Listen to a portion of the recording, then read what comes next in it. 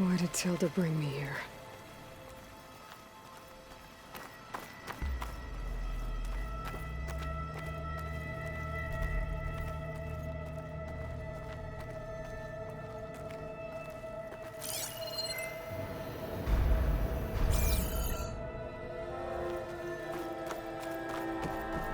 What is this? Just a few favorites from my collection. Rescued and stored here just before I went off-world. Take a look, if you like. I'm curious to hear your impressions. My friend is dead. Beta and Gaia are gone, and you want me to look at old paintings? Don't be so quick to dismiss the comfort we can find in art, or the insight we might gain.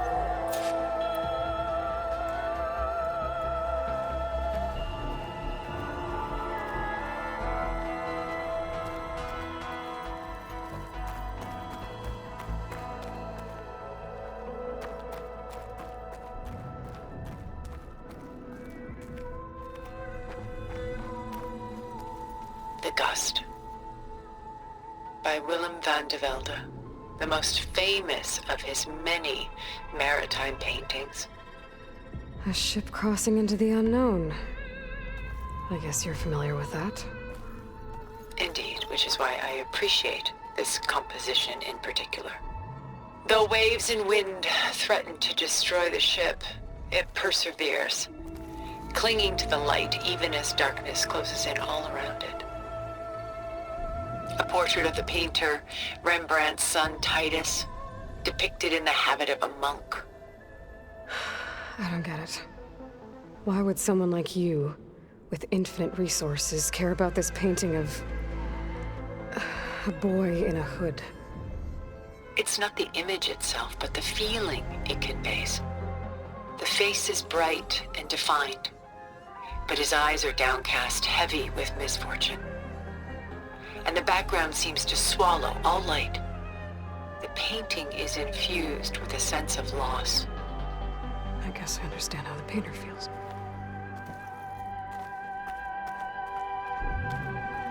Rembrandt's The Night Watch, by far the most famous painting my homeland ever produced.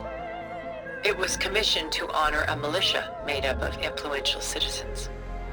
I guess you must have been an influential citizen. In my day, but not as influential as you've been in this new world.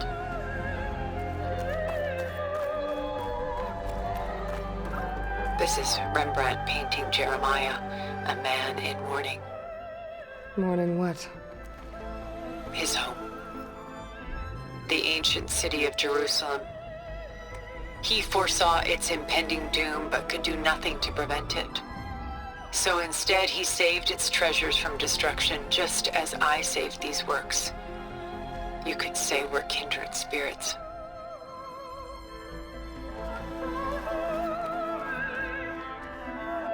My favorite pairing on the left is Woman Reading a Letter by Vermeer, a true master. And on the right is a forgery, Woman Reading Music, which fooled experts into believing it was a priceless original. Early in my career, I became fascinated with such deceptions. Eventually, I developed scanning software that could detect fakes with unparalleled accuracy. Is that how you made enough money to buy your way onto the Odyssey? Oh no. I made my real fortune later. Why do you keep the forgery? I've always enjoyed studying the two side by side. Both painters capture light, color, and perspective. But what makes one a masterpiece and the other simply an imitation? The forgery looks sharper. Good eye. The details are crisp. The contrast bold. It tells us more, and yet we feel less. What's in the letter? Who can say? What does the painting tell you? She's concerned. Whatever's written in the letter troubles her. A burden she can't put down. Fascinating.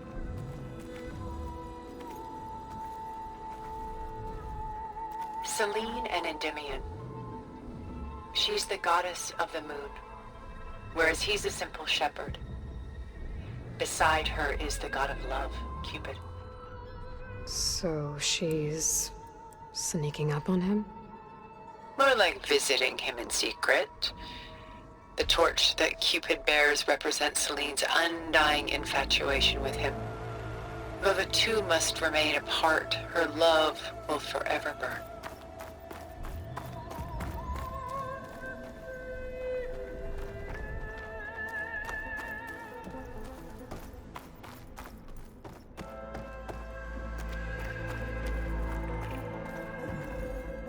She's pulling out her own hair. Out of madness, out of grief. Done so soon? I've got more important things to worry about. We both do. There is much we are trying to save.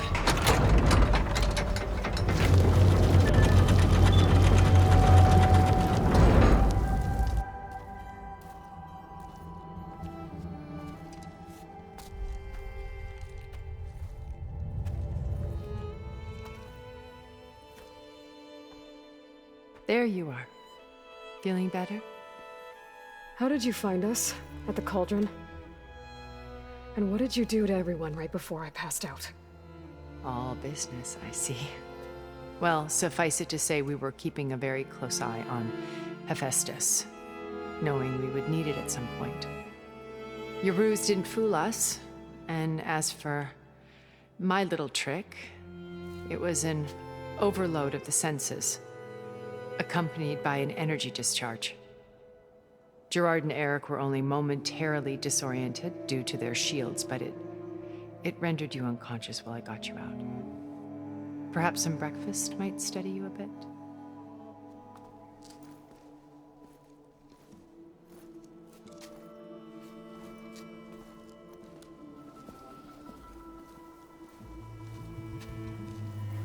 This was your house.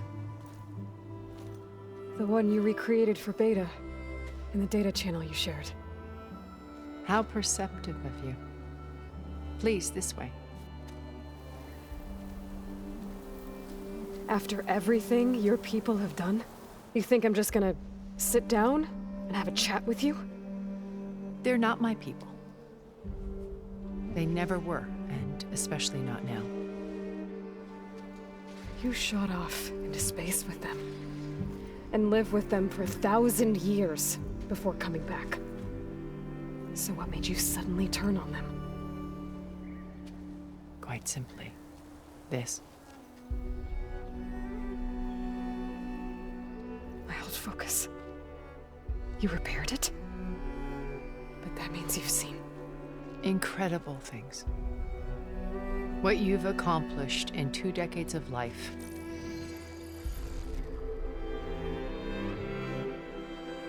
A 1,000 years at my back and I haven't even come close.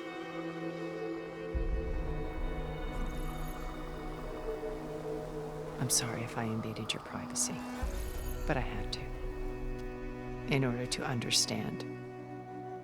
To be enlightened. You truly are Elizabeth's blood. With her drive, her sense of mission, her integrity. Watching all this shamed me for the company that I've kept. Having seen it, all I want is to help you. even if it means stopping your friends? Especially so. Please, sit down.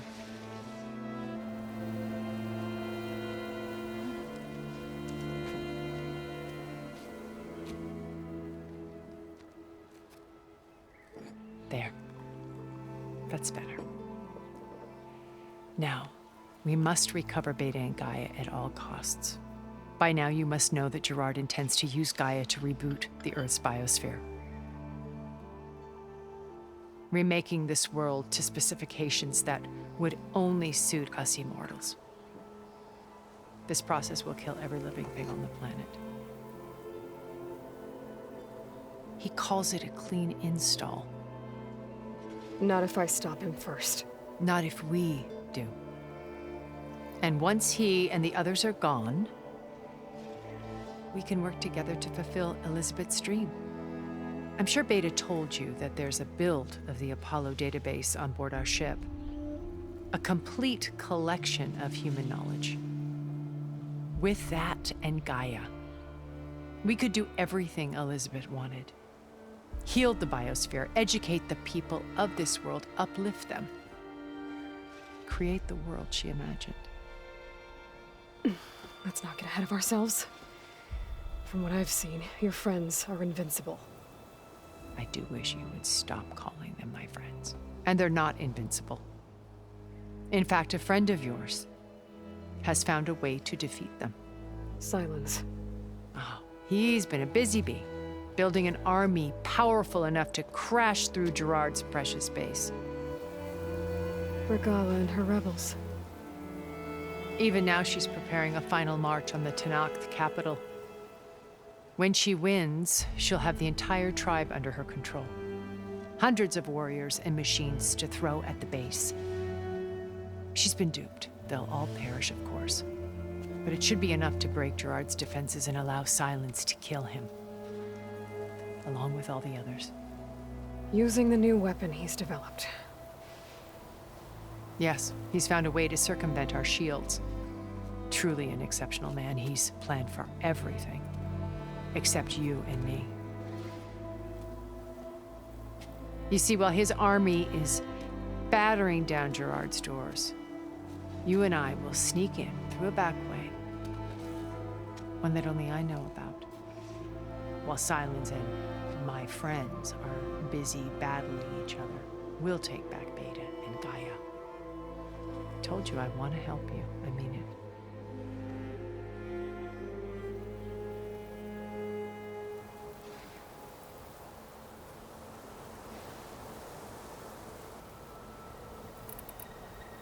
So you knew Elizabeth. What was she like? Liz was everything she was. I see in you. And more. Your ingenuity, your determination, your moral compass. You've managed to distill her greatest qualities and make them your own. I'm not asking about me. Tell me about Elizabeth. What was she really like? The honest answer is that I don't actually know. For all the time that I spent with her, she always kept a part of herself locked away. It was like that from the moment we met.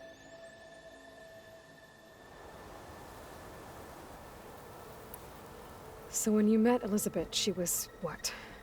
Distant? Aloof? Not aloof. Not exactly.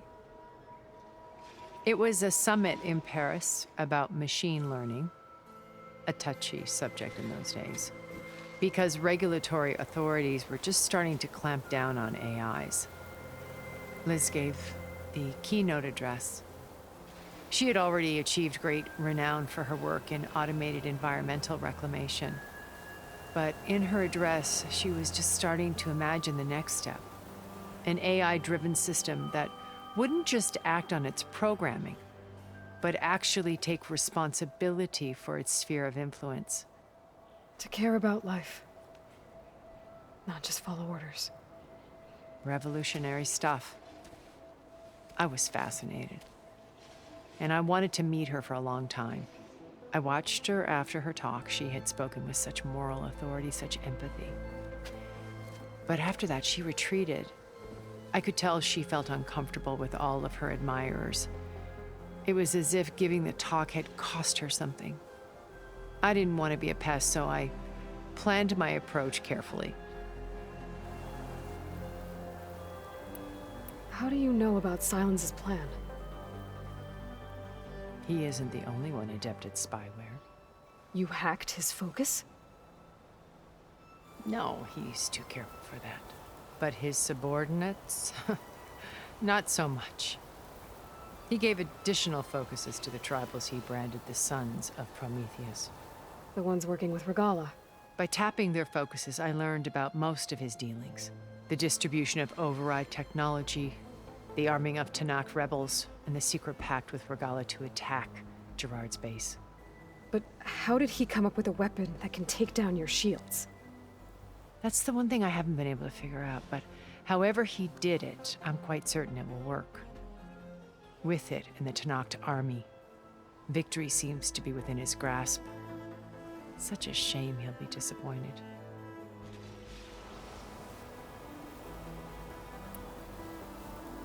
So how did you finally approach Elizabeth after her talk? I picked the right moment. The morning of the next day, right as she came back to the conference, she had just had her coffee. She was fresh, rested. It was like she had braced herself for the onslaught of colleagues.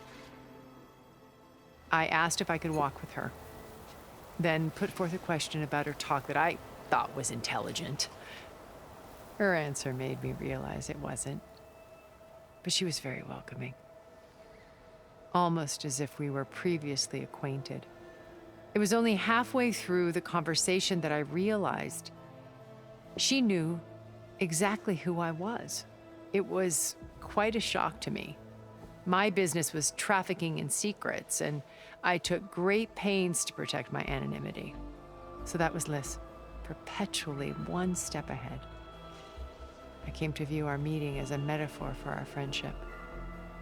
She always seemed to know me far better than I knew her. I guess I know the feeling.